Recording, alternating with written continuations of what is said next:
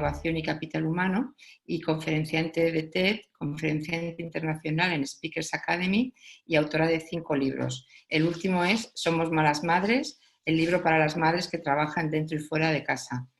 Bueno, yo creo que todas nos identificamos mucho con este tema. Yo tengo 2 hijos ya mayores. Me hubiera encantado poder estar en una tertulia de este tipo cuando hace 20 años. Y bueno, pues seguro que Marta tiene un montón de cosas interesantes que compartir con nosotras esta tarde. Así que bueno, pues darle de nuevo las gracias por su generosidad y os dejo ya con ella sin más. Pues buenas tardes a todas.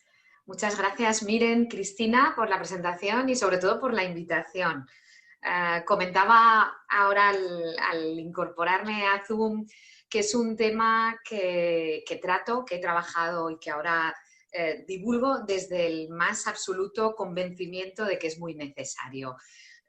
Estamos en un momento en el que el talento femenino todavía no ha logrado situarse en posición de igualdad y creo que uno de los principales motivos por los que no cuesta, no terminamos de llegar a esa igualdad es porque muchas veces no hay conciencia de que realmente todavía estemos en una situación de tantísima desigualdad. Entonces, tomar conciencia, ver estudios científicos, hablar con datos absolutamente contrastados y objetivos es lo que nos puede ayudar, ¿no?, en esa labor que tenemos por llegar a la igualdad, no dentro de 85 o 100 años como prevén algunos estudios, sino muchísimo antes. Por tanto, con ese objetivo, ¿no?, con el objetivo de intentar aportar datos concretos, datos científicos para poner en valor el talento femenino, vamos a empezar. Compartiré pantalla, me voy a apoyar en la presentación para ir siguiendo el hilo argumental del tema, ¿no?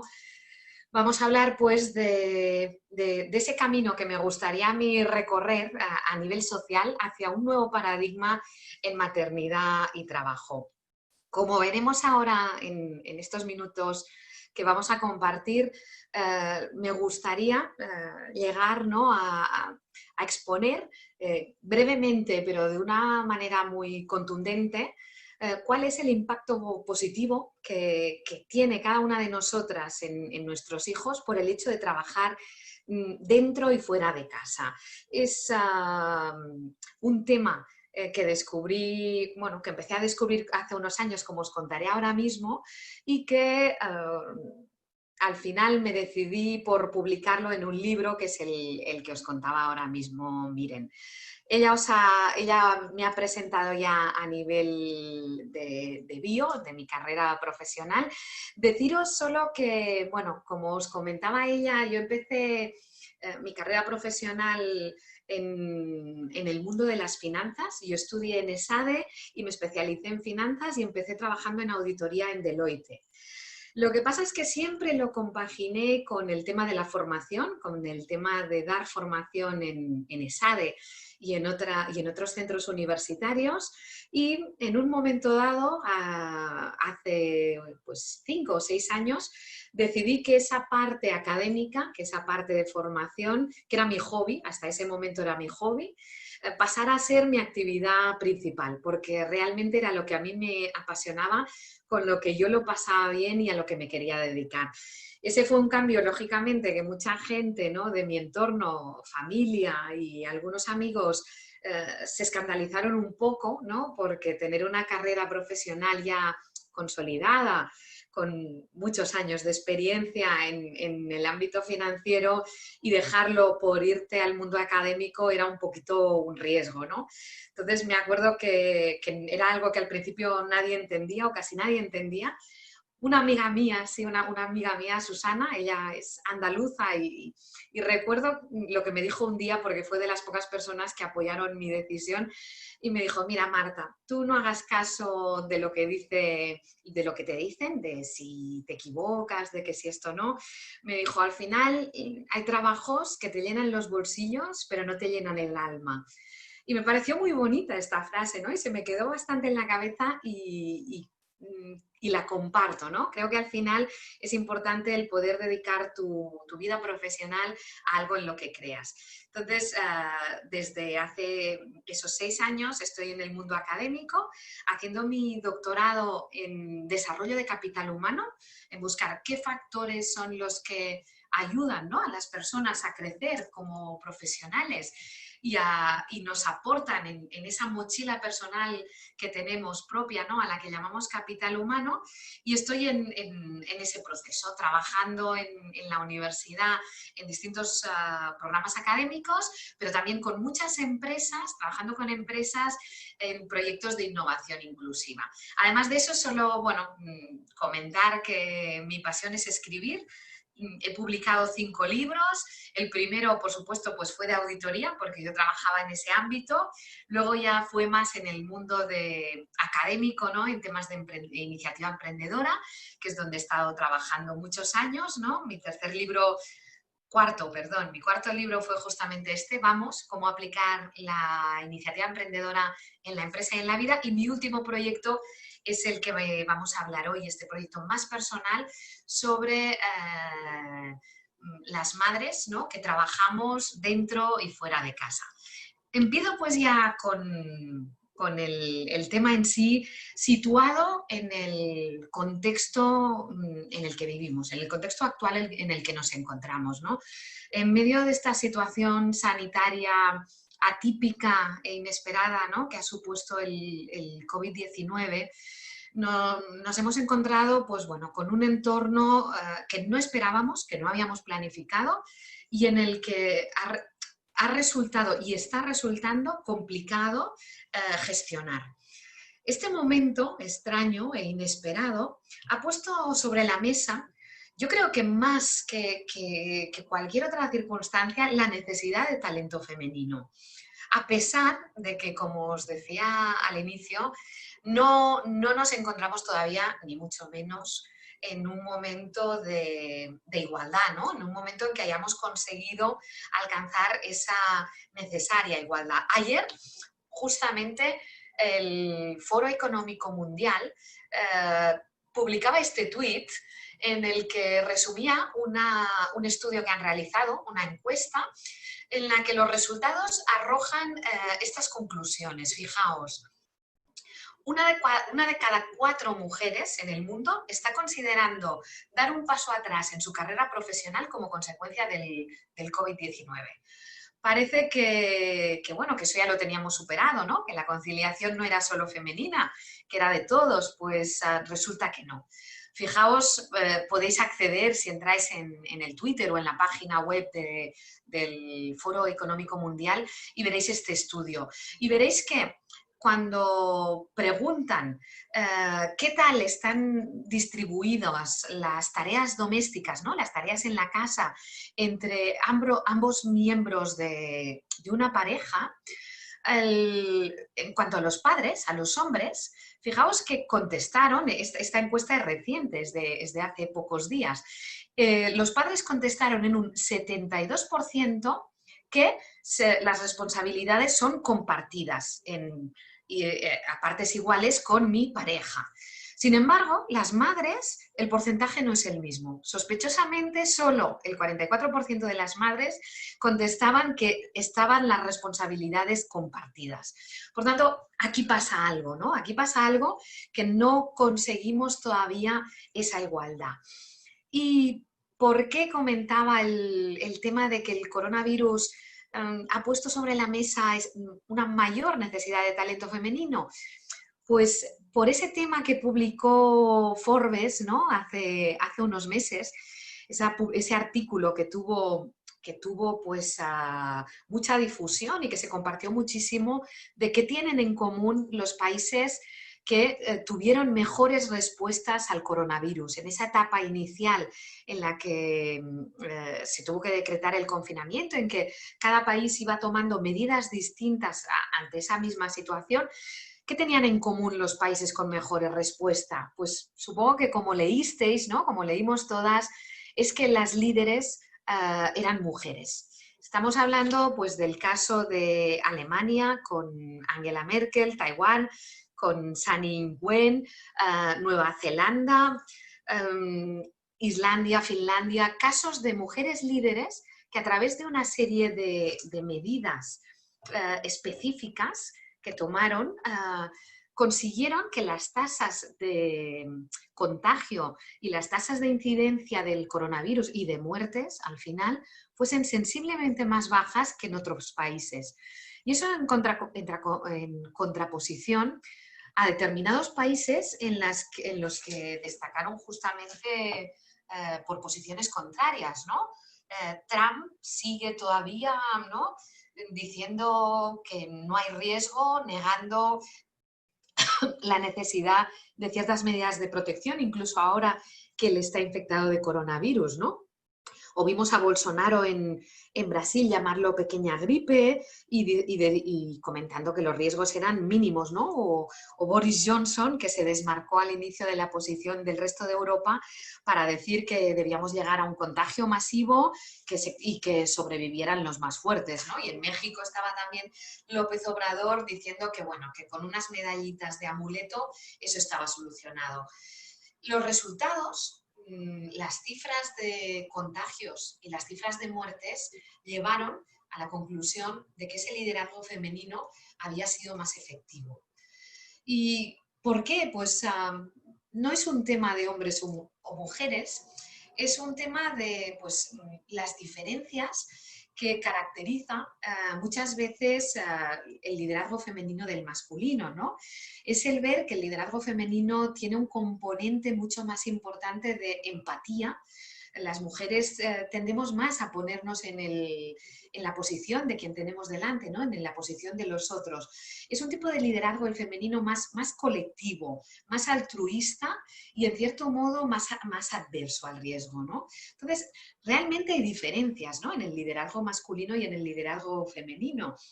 Eso nos lleva a pensar, ¿no?, de si realmente hay diferencias genéticas, ¿no?, o diferencias incluso en el cerebro de hombres y mujeres.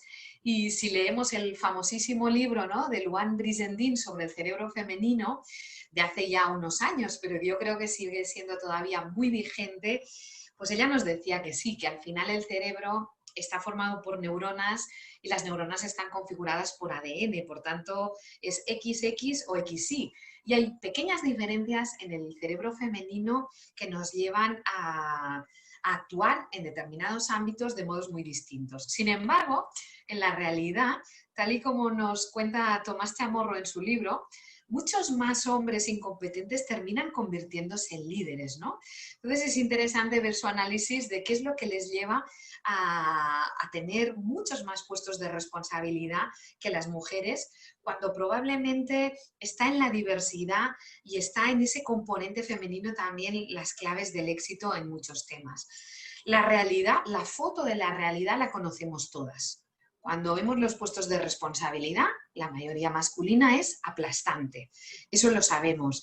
Y creo que visto lo visto y viendo todo lo que aporta el pensamiento femenino, el modo de actuar femenino, el liderazgo femenino a nuestra sociedad, deberíamos plantearnos qué podemos hacer, ¿no?, para caminar en pro de esa igualdad, ¿no? Para hacerlo, pues es conveniente pensar en cuáles son las causas, ¿no?, de esa diferencia, de esa disparidad que encontramos.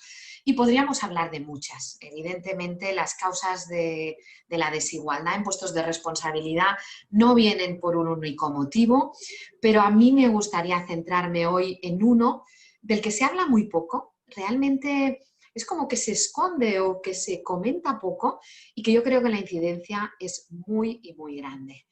El tema, por supuesto, es el impacto de la maternidad en el trabajo. Nos guste o no, la maternidad tiene un impacto muy claro en el trabajo y en la carrera profesional de las personas. Y ahí pues marca una diferencia entre hombres y mujeres. Al final es curioso como uno de los momentos más importantes, ¿no?, en en la vida de las que hemos sido madres, a ver, al final no todas las mujeres van a ser madre, por supuesto, no todo el mundo decide ser padre o madre, pero sí que una proporción importante decidimos serlo, ¿no? Y es curioso como un momento tan único en nuestra vida como es el de la maternidad o para ellos el momento de la paternidad, que es igualmente importante y especial, termina convirtiéndose en algo tan negativo en cuanto hablamos de trabajo. Es algo maravilloso, ¿no? Como leí una vez en algún sitio, leí que el flechazo a primera vista solo existe en una circunstancia concreta, ¿no? Y es en una sala de partos la primera vez que ves a tu hijo o a tu hija. Y es verdad, ¿no? Y sin embargo, el impacto en el trabajo no lo vemos así de positivo. Desde el punto de vista nuestro, femenino, ¿no? De las que hemos decidido ser madres, además lo vemos en una doble vertiente, ¿no? Por un lado está el impacto de la maternidad en el trabajo, qué impacto tiene en mi carrera profesional, y ahí no nos engañemos. En el momento en que decidimos ser madre, no suele ser algo que se celebre con una gran fiesta en la organización, aunque cada vez más es algo bueno, que se está gestionando muchísimo mejor y que para muchas tampoco ha sido un gran problema. Yo, por ejemplo, de verdad que no puedo quejarme, la maternidad tampoco supuso ninguna traba especialmente importante, pero no es el caso general. Cuando vemos las estadísticas, sabemos que muchas madres, ¿no? Muchas profesionales, su pensamiento es este, ¿no? Es el de que ser madre frena mi carrera profesional. Y los estudios y los análisis realizados lo confirman. Una de las últimas encuestas realizadas daba como resultado el que ahora vemos en pantalla, ¿no? Que 6 de cada 10 mujeres renuncian a su carrera profesional tras ser madres. Y podemos pensar, bueno, sí, pero también hay papás, ¿no? Que renuncian a parte de su carrera para cuidar de sus hijos. Y sí que es verdad, afortunadamente, y por suerte para ellos también, ¿no? Porque poder disfrutar de los hijos, pues creo que es algo que como persona te llena muchísimo, pero el porcentaje no es el mismo. Los padres solo renuncian a seguir progresando en el trabajo en un 6% de los casos.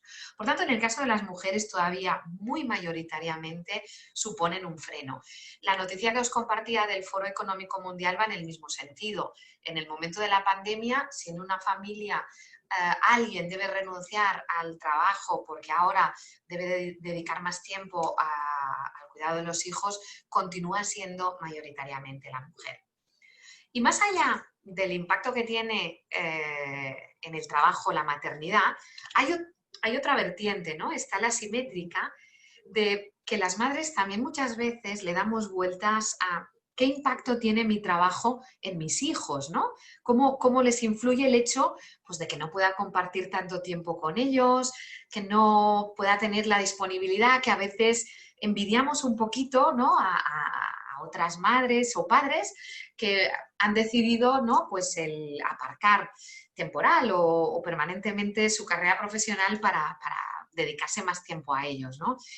Y en esta parte, en qué impacto tiene el trabajo en mis hijos, que es algo que nos preocupa también, cuando hablamos de ello, cuando hablamos sobre madres que trabajan, muchísimos de los comentarios suponen que de alguna manera ese hecho es perjudicial para sus familias, ¿no? Y eso supone establecer una especie de culpabilidad maternal sin basarse en ningún hallazgo científico, ¿no? No lo he compartido porque no me daba tiempo de poner aquí todas las noticias de prensa, pero tengo algunos recortes de periódicos, por ejemplo, en los que cuentan pues el problema que supone para los niños el hecho de que les lleves a la guardería antes de los 2 años, ¿no? El problema de que las madres no puedan disponer de mucho tiempo para estar con sus bebés. Son muchas noticias y muchos conceptos o muchas conversaciones a veces con nuestra familia, con nuestro entorno, que nos van inculcando poco a poco ese sentimiento de culpabilidad maternal. Pero como escribo en este párrafo, ¿no? Como veis ahora mismo, Esta suposición, esta hipótesis no se basa en ningún hecho científico. Y de hecho, lo que me gustaría hoy compartir con vosotras es qué dicen los estudios científicos sobre maternidad y trabajo. Porque son estudios de universidades de primer nivel y no van en absoluto en este sentido. Basándome en estos estudios científicos, creo que deberíamos trabajar todas, empujar todas en intentar conseguir un cambio de paradigma, en intentar que dejáramos de ver la maternidad en el trabajo como algo tan negativo. De hecho, como os decía, yo en un momento en el que, bueno, ya con una cierta edad decidí dar un cambio a mi carrera profesional y dejé ese ámbito de las finanzas, que es absolutamente útil, la verdad, el conocer cómo funciona todo el ámbito financiero, el saber medir cualquier tema que hagas, el impacto que tiene en cuenta de resultados, me parece algo muy necesario, pero decidí aplicarme a trabajar, a ayudar en el mundo académico. Como sabéis, para poder estar en el mundo académico necesitas desarrollar un trabajo doctoral. Yo, como os avanzaba, decidí hacerlo en el ámbito de capital humano.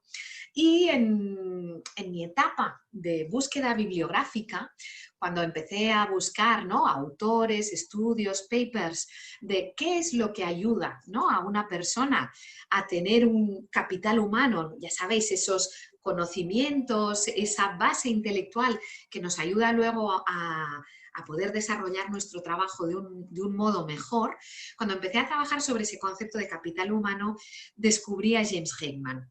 James Heckman es un investigador americano, es un señor mayor que lleva toda su vida trabajando en capital humano y me enamoré de su trabajo desde el minuto cero. A James Heckman le dieron el Premio Nobel de Economía en el año 2000 por demostrar que es más rentable invertir en educación que en bolsa. Otro día, si tenemos más tiempo, me encantaría poder dedicarle un monográfico y hablar sobre la importancia de la educación en nuestra vida. Pero hoy no voy a centrarme en ese estudio por el que le dieron el premio Nobel. Hoy me gustaría centrarme en otro estudio de James Heckman con el que yo arranco en el trabajo. James Heckman tiene un estudio maravilloso en el que buscó cuál podía ser el factor que impacta más en el desarrollo de una persona. Es decir, una persona cuando nace, un bebé, un niño o una niña, ¿cuál es el factor que puede incidir de un modo más significativo en su futuro? Que le va a impactar sí o sí. Supongo que imagináis, ¿no?, cuál es ese factor. El factor más decisivo en el futuro de tu hijo. Este estudio es de la Universidad de Chicago. James Heckman está en la Universidad de Chicago y, como os podéis imaginar, es el accidente del nacimiento. El estudio se tituló así, o se puede traducir también por la lotería del nacimiento. Al final, el factor más decisivo en el futuro de una persona es la familia en la que le toca nacer. El país y la familia donde va a parar no van a ser determinantes en un 100%, por supuesto que no. Todos conocemos gente que ha nacido en entornos desfavorecidos y han sido capaces de hacer cosas maravillosas, y al revés, personas que lo tenían todo muy fácil y no han sido capaces de aprovecharlo, pero en el 90% de los casos es muy, muy decisivo tu entorno familiar.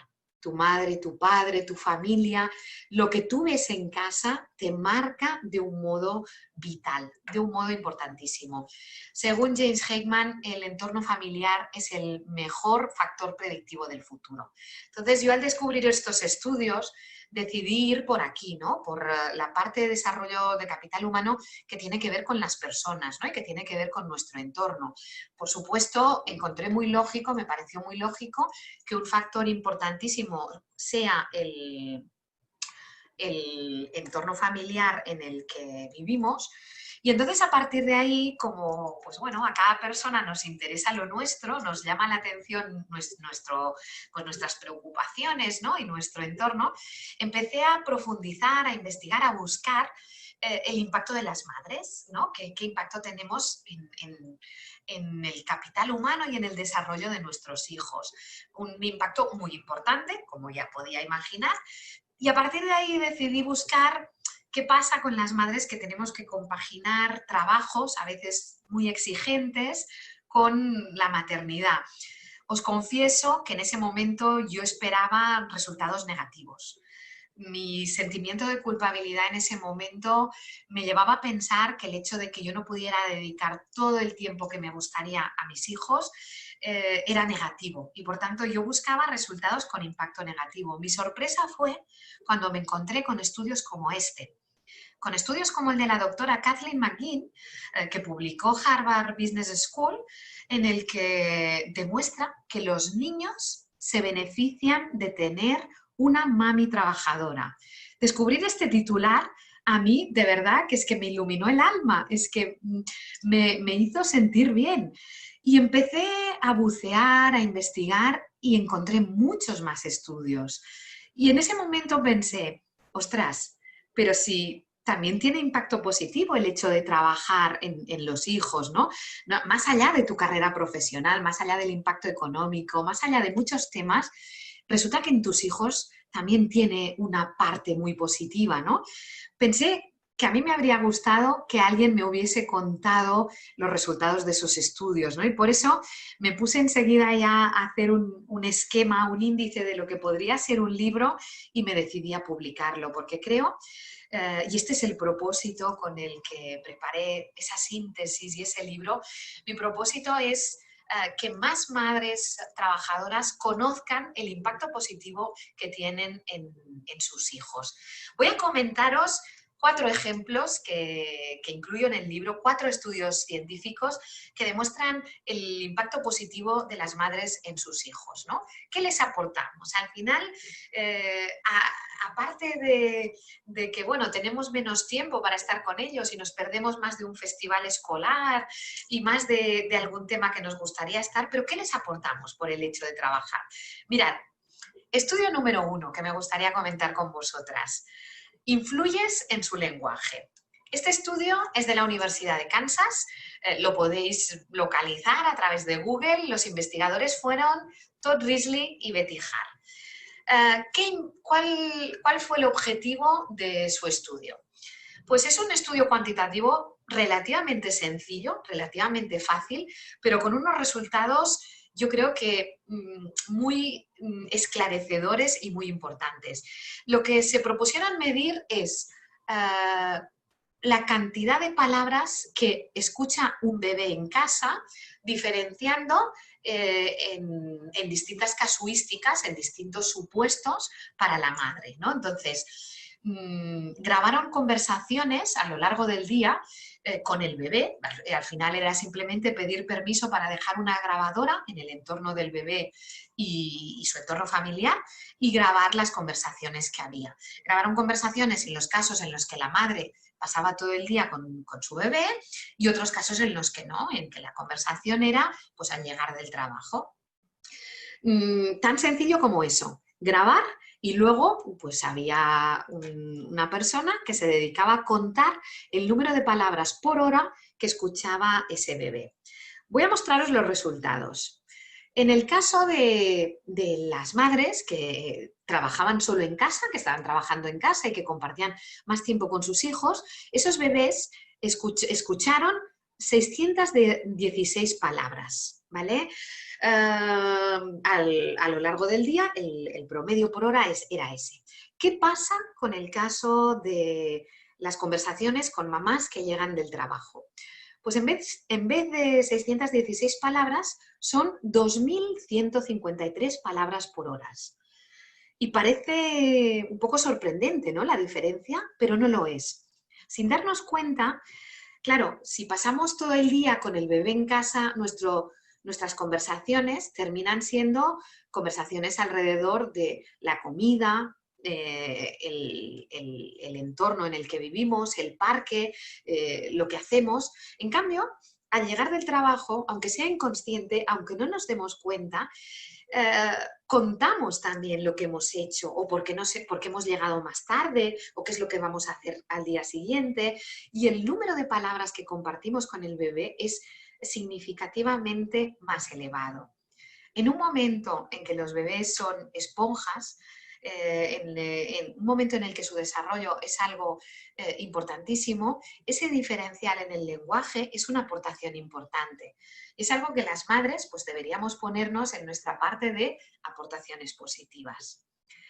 Vamos con otro estudio. Vamos con un segundo estudio que demuestra que también se influye en su aprendizaje, en su proceso de aprendizaje. Universidad de Washington. La investigadora es la doctora Patricia Kuhl.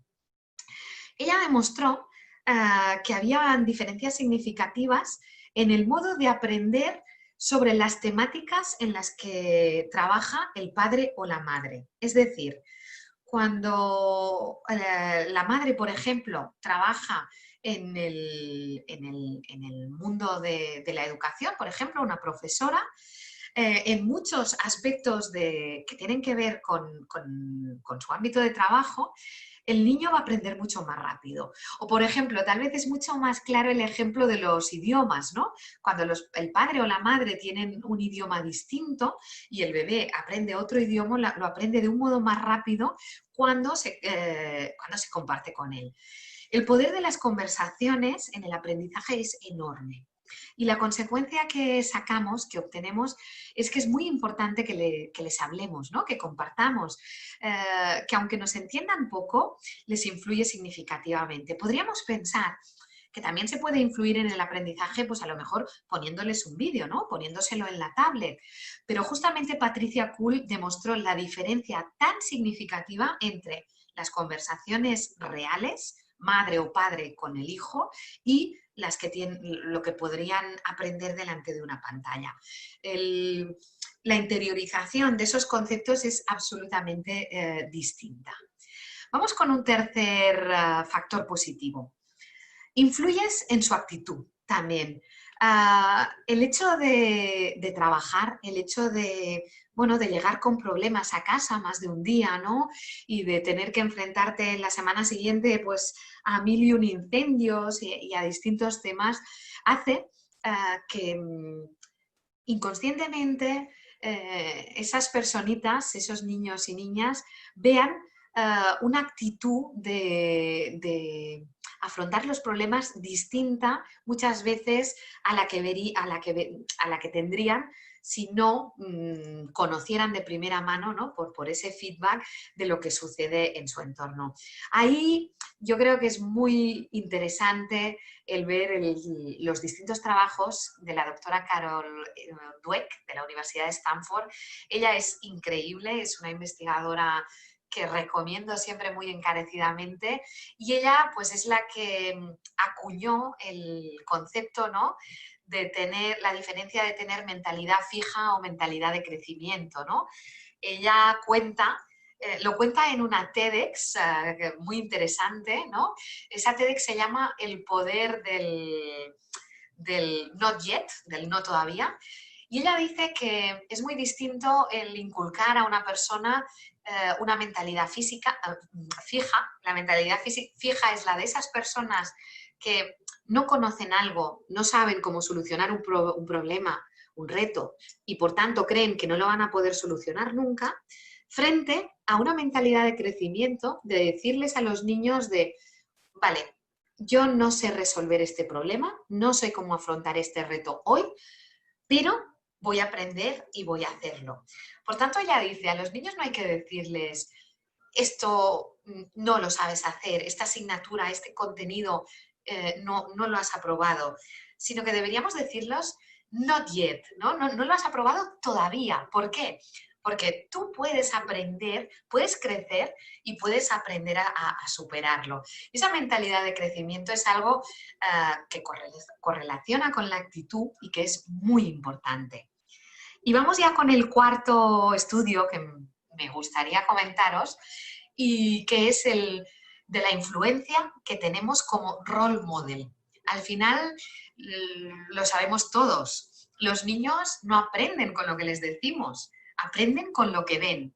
Lo que vean que haces tú o su padre es lo que ellos van a intentar replicar de algún modo. La influencia como role model es importantísima. Es el estudio que os he mostrado al inicio, Universidad de Harvard, doctora Kathleen McGinn. Ella hizo un seguimiento en un grupo de niños y niñas para ver qué tal les iba en su etapa adulta, su vida profesional, diferenciando los casos en los que la madre trabajaba dentro y fuera de casa de los que no. ¿Cuáles son los resultados de ese estudio? Pues muestran que el hecho de que la madre trabaje fuera de casa también mejora las posibilidades de trabajo y mejor remuneración en el caso de las hijas, precisamente por esa influencia como role model. ¿Y qué pasa con los hijos? ¿Qué pasa con los chicos? Pues el impacto encontró que era otro distinto. En el caso de los hijos, son personas en las que participan de un modo mucho más activo en la conciliación familiar. Por tanto, el hecho de trabajar influye desde el punto de vista de darles un modelo a seguir que es importantísimo. El ver qué es lo que hacen en tu entorno familiar te marca pautas y te marca pues, un camino a seguir a la mayoría de personas. Me gustaría compartir un vídeo de 2 minutitos ahora que tiene que ver justamente con este ámbito, ¿no? Con la importancia que tienen los modelos que damos a los niños y a las niñas. Es un vídeo que a lo mejor ya lo habéis visto, pero que me gusta recordar, ¿no? Pues que debemos, ¿no? Potenciar esa imagen de que hombres y mujeres pueden estar en puestos de responsabilidad, pueden estar en distintos ámbitos de un modo absolutamente igual.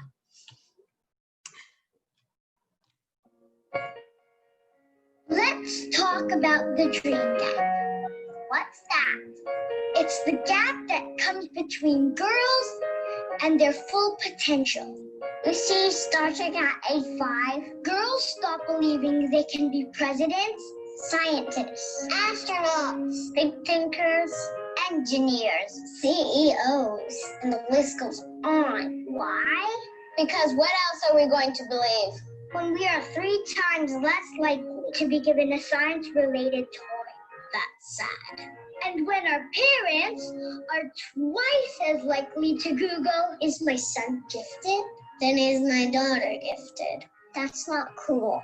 We need to see brilliant women being brilliant and see how they got to where they are. To imagine ourselves doing what they do. But we can't do it alone.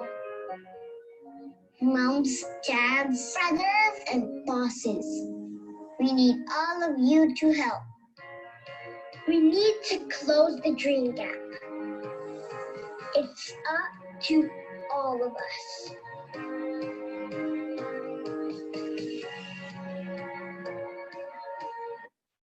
Como veis, era un anuncio, ¿no?, que hizo en su momento Barbie. Pero yo creo que el mensaje es cierto y es algo que deberíamos tener en mente, ¿no? Mostrar a mujeres trabajando, mostrar a mujeres haciendo pues lo mismo que hacen los hombres de un modo femenino, porque no tiene por qué ser igual, ¿no? Pero estando en los mismos ámbitos. Al final es compatible una carrera profesional exigente con la maternidad.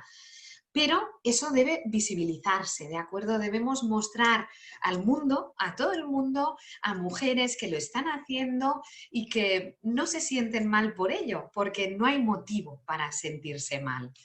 Por ello, ¿no? En este breve recorrido en el que me ha gustado compartir 4 de los estudios que a mí me gustan especialmente en tema del impacto positivo que tiene compaginar maternidad y trabajo sobre los hijos. Me gustaría terminar pues destacando que en este momento, en un momento de tal complejidad como el que estamos ahora mismo, es evidente que necesitamos empresas más competitivas, ¿no? El entorno hace que pues, para muchos sectores todo sea muy duro, que la capacidad de adaptación, que la capacidad de trabajo duro sea más importante que nunca, pero además de ser más competitivas necesitamos empresas más humanas. Al final el poder captar mejor qué es lo que necesitan clientes, usuarios, la sociedad en general, pasa porque esas empresas sean más humanas. Y, por supuesto, necesitamos empresas más sostenibles. Creo que la crisis sanitaria del COVID lo ha puesto de manifiesto, ¿no? Esos objetivos de sostenibilidad a los que tal vez no se prestaba la necesaria atención son imprescindibles. Dentro de esos objetivos de sostenibilidad, no tengo ninguna duda que el trabajar por una maternidad en positivo ayuda a contribuir, uno, a la sostenibilidad del planeta, porque sin tener hijos la evolución se rompe, y dos, en los temas de igualdad, que al final, como sabéis, es uno de los ODS de los que tanto se habla. Y para conseguir eso necesitamos también al mismo tiempo, pues necesitamos a personas mucho más conscientes, más informadas, ¿no? Creo que al final debemos poner los problemas sobre la mesa, no desde un punto de vista de opinión o de algo arbitrario, sino con los datos en la mano, con estudios ciertos, estudios rigurosos que lo contrasten, y conseguir también personas más dispuestas a acabar con prejuicios. Porque ahí creo que todos, sin darnos cuenta, vamos asimilando, ¿no?, muchos paradigmas, muchas maneras de pensar que son de un determinado modo cuando realmente no lo son. En concreto, yo me he querido centrar en este paradigma de que ser madre resta, ¿no? Al final, en mi carrera profesional, pues me va a suponer un freno. A mis hijos les va a suponer que van a tener menos tiempo a su madre. Y sin querer, incluso nosotras, ¿no?, ya no solo nuestro entorno, también nosotras tenemos, ¿no?, esa creencia de que ser madre resta. A mí me gustaría trabajar con datos y con información absolutamente contrastada, que ser madre suma, que ser madre es un plus. Más allá de las dificultades, por supuesto, que supone el hecho de compaginar maternidad y trabajo, y que todas conocemos y que no voy a negar en absoluto, hay una serie de puntos muy positivos que en función de cómo contemos el discurso, en función de cómo lo queramos ver, va a ser positivo o va a ser negativo. Permitidme compartir ahora otro vídeo cortito, no muy largo, que justamente trata sobre este tema, y me gustaría pues que lo visualizáramos con esa perspectiva de lo distinto que puede ser un mismo hecho si lo queremos ver en positivo o si lo queremos ver en negativo. Está muy bien su currículum y su experiencia profesional es muy interesante para el puesto que estamos buscando. Muchas gracias. Aunque hay una serie de años aquí en los que no ha puesto nada. Verás que ese año fui madre y decidí dedicarme a mis hijos. La verdad es que tiene una formación realmente buena. Pero ahora mismo necesitamos a alguien con un plus para este puesto y mire, no le voy a mentir. Lleva demasiado tiempo fuera del mercado laboral. Hay una serie de años que no pones nada. Es que fui madre y me dediqué a mis hijos. Pero estoy recuperando el tiempo y aprendo muy rápido. Lo único que aquí aparecen unos años que no has escrito nada, no has puesto nada. Me dediqué a un proyecto personal. Un proyecto personal, qué interesante. ¿Y exactamente en qué consistió? ¿A qué te dedicaste? ¿Y estos años en qué compañía? La verdad es que no se lo puedo decir. ¿Era usted espía o...? No exactamente, no lo diría yo así. Vale.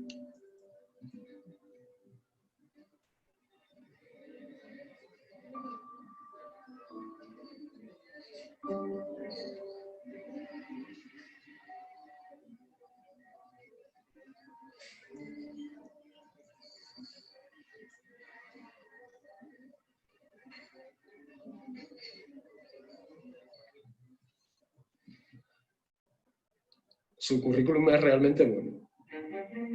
Pero le hemos llamado sobre todo porque necesitamos a una persona exactamente con el perfil que usted ha desarrollado en estos últimos años. Buscamos a alguien con dotes de organización. que sepa tomar la iniciativa cuando las circunstancias lo exigen. Ahora mismo es más importante que nunca tener a alguien en la empresa que desprenda energía positiva y que sepa motivar a los compañeros. Alguien que tenga capacidad de gestión y no tenga miedo a asumir riesgos. Es fundamental tener una persona polivalente y con inteligencia emocional. Laura, la verdad es que usted tiene ese plus que buscamos. Solo una cosa. ¿En qué empresa dice que desarrolló todo esto?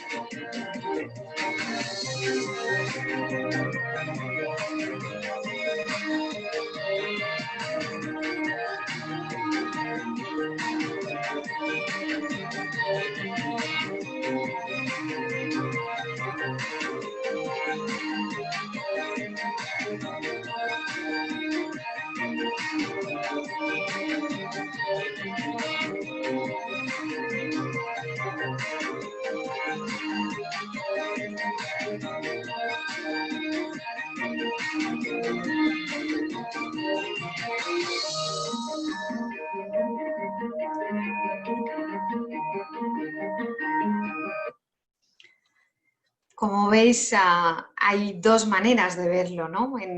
Como algo que resta o como un plus. Yo soy una convencida, con los datos en la mano, de que ser madre es un plus y que el talento femenino, la diversidad, por supuesto, es lo que necesitamos hoy más que nunca. Necesitamos un cambio de paradigma, como os decía desde el inicio.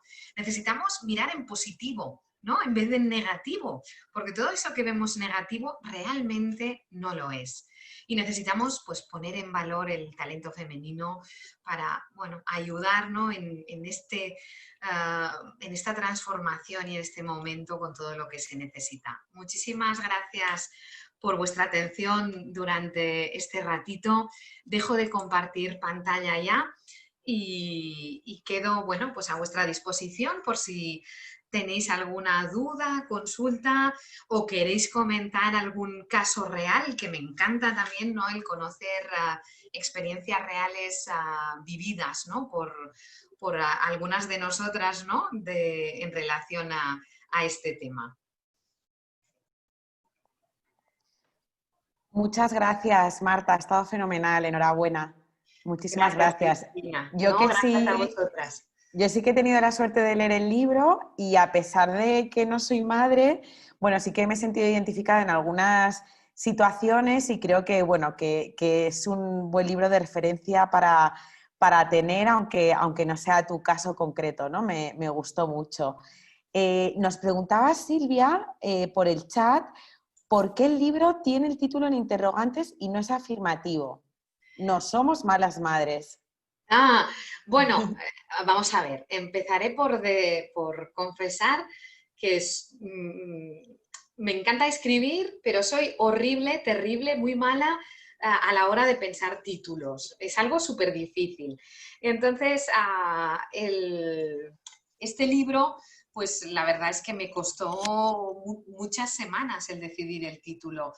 Y al final, como yo os comentaba que trabajo en programas in company con grandes organizaciones y uno de mis clientes es Indra y ahí trabajo pues con gerentes corporativos a través de grupos en temas de innovación inclusiva y fueron dos de las gerentes de uno de los grupos de trabajo que me propusieron el por qué no ponía una pregunta, ¿no? Una pregunta que nos hemos hecho muchas veces, ¿estoy haciendo bien, ¿no? Lo que hago? Porque al final yo creo que, especialmente cuando los hijos son pequeños, te encuentras muchas veces cuando estás en casa pensando en el trabajo y cuando estás en el trabajo pensando en los niños, ¿no? Pensando en tus hijos.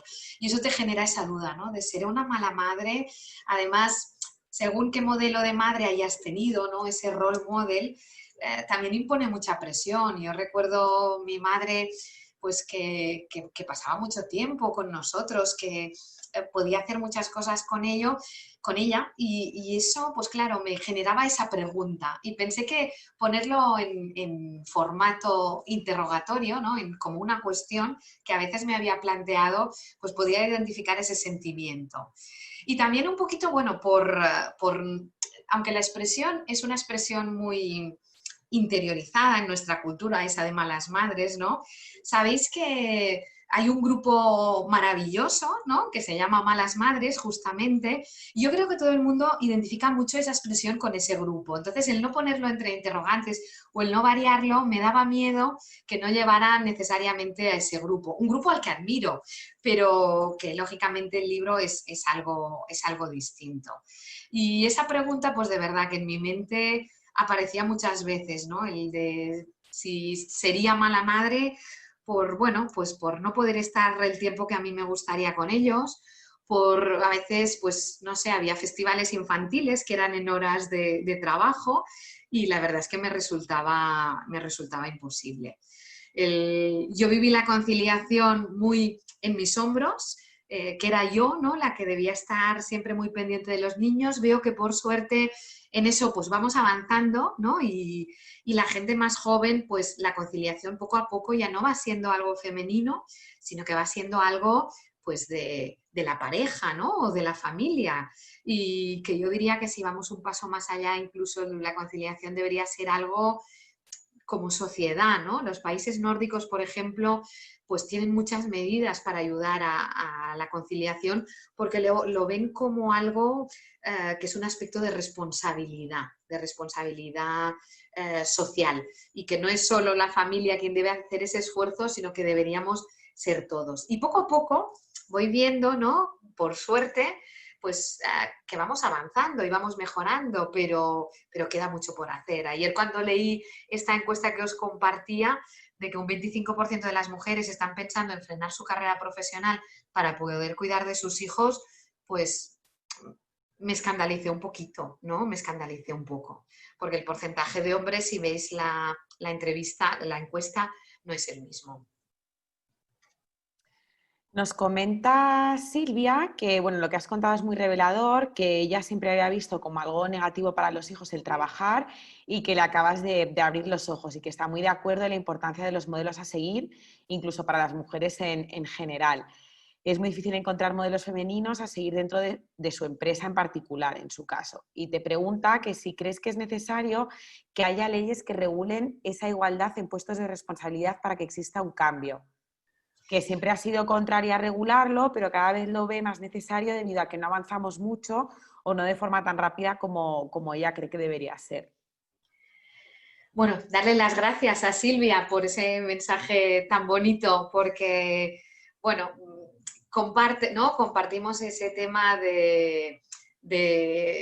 o esa concepción, esa hipótesis de que el hecho de trabajar es negativo para los hijos y contra el que me gustaría, ¿no? Pues ofrecer datos reales, científicos para negarlo, ¿no? En cuanto a la pregunta del tema de la regulación, esa es una pregunta trampa que me hacen siempre o que nos hacen, ¿no? En muchas ocasiones. ¿Por qué digo que es una pregunta trampa? Porque tanto si estás a favor como si estás en contra, la respuesta no va... A ver, decir estar a favor del tema de cuotas, pues ya sabemos lo que conlleva, ¿no? Que mucha gente dice, bueno, que expone dar ventaja a las mujeres, que a veces pues eso es una situación de desigualdad que no deberíamos defender. Y es cierto, a ver, a nadie le gustaría estar en un puesto de responsabilidad simplemente por el hecho de ser mujer. Entonces, en ese sentido, no nos gustan las mujeres, ¿no? Tampoco. Pero efectivamente, como Silvia ya comenta, ¿no? En su propia pregunta, vemos que el ritmo de avance de mujeres en puestos de responsabilidad no es el adecuado hasta que no hay legislación. Si nos fijamos, por ejemplo, en el porcentaje, ¿no? En consejos de administración en las empresas del IBEX 35, ¿por qué en el 2020 ha habido un salto importante? Y de repente más del 25% son consejeras mujeres. Pues porque la ley obligó a ello. ¿Es que no había mujeres preparadas y con la formación y con la experiencia para hacerlo? Yo creo que sí. Pero justamente en estos entornos en los que a veces pues, los puestos surgen pues, por conocimiento, o por amistad, o por actos de networking, es mucho más fácil que piensen en alguien que es hombre, porque está mucho más en su entorno que mujeres. En el momento en que entra una mujer en un consejo de administración o en un puesto de responsabilidad, las estadísticas nos muestran que se va incorporando muchas más mujeres a esa empresa. Por tanto, muy a mi pesar, porque no es que me gusten especialmente el tema de cuotas, ¿no? Y el tema de legislar a favor de ellas, pero creo que sí que son necesarias, que si queremos realmente avanzar debemos ir en ese sentido. Y de hecho, como os comento, no es casual que cuando la ley impone determinados porcentajes femeninos, de repente pues van y se cumplen, ¿no? Y por tanto, y el hecho de empezar a tener mujeres en puestos de responsabilidad permite también el que se dé un punto de vista femenino a la organización, que como os decía, el liderazgo femenino no es exactamente igual que el masculino. Es un liderazgo pues, más empático, ¿no? más colectivo, más altruista. Entonces, al final, de hecho, a mí me gusta repetir muchas veces que no estoy hablando de un tema biológico, ¿no? Cuando defiendo que haya más liderazgo femenino, no estoy hablando de hombres y mujeres, sino de un tema de diversidad, ¿no? De incorporar otros puntos de vista, de incorporar otros aspectos psicológicos importantes. Y de hecho, leía el otro día en el blog de Juan Carlos Cubeiro que había dado una charla en la que habló de líderes masculinos con liderazgo femenino. Porque de hecho hay ejemplos claros de líderes masculinos cuyo liderazgo ha tenido muchas de las características del liderazgo femenino. Por ejemplo, el de Barack Obama. En ese sentido, de más altruista, de más colaborador. Por tanto, yo sí que me posicionaría a favor de cualquier medida que pueda ayudar a contrarrestar, ¿no? Esa desigualdad que todavía sufrimos. Hola Marta, soy Bisi. Lo primero Hola. es darte las gracias porque me ha encantado la exposición, creo que ha sido brillante y creo que has resumido muy bien y con datos, ¿no? Sobre todo me pasa algo que a ti, que soy financiera. También soy madre. Eso lo llevamos muy dentro, de la ¿no? sangre. Sí. Como soy mayor y he sido madre trabajadora y además con grandes horarios, con horarios muy extensivos, llegaba a mi casa a las 9 con niños, sí que puedo confirmar, si existen madres aquí con niños jovencitos escuchándote, que yo que los tengo ya más mayores, con 28, con 25, corroboro totalmente todo lo que has dicho y lo que muestran los estudios. Es decir, la relación y el ejemplo del role model de madre trabajadora es otro, porque yo añadiría a toda tu exposición que el tiempo poco que les dedicamos, como tenemos esa conciencia de mala madre, se lo damos de calidad. Entonces, yo no habré estado mucho tiempo con mis hijos, pero las vacaciones, los festivales, las tutorías estaban agendadas. Y eso sí lo recomiendo. Nunca los llevé al colegio, nunca los recogí del colegio, pero sí me dediqué a momentos puntuales que ellos supieran valorar que yo estaba haciendo un esfuerzo por estar con ellos, ¿no? Y yo creo que esta conversación la he mantenido con ellos después. Ahora están independizados ya y todo, y sí que es verdad que me han dado la razón, ¿no? Después del largo camino. Así que os animo de verdad